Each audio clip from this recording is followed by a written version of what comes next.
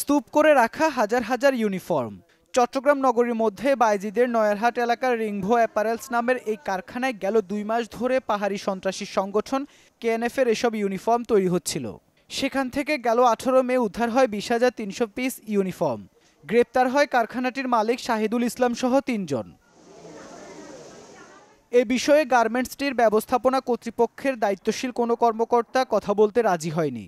তবে কর্মীরা জানান গেল মার্চ থেকে এসব ইউনিফর্ম তৈরির কাজ হচ্ছিল কারখানায়, যার ক্রেতা ছিল গোলাম আজম এবং নিয়াজ হায়দার নামের 2 ব্যক্তি। তাদেরও গ্রেপ্তার করে পুলিশ। মালটা কি চুরের না ডাকাইতের আমরা তো জানি না, ওরা আনি দিছে, আমরা কাজ করছি।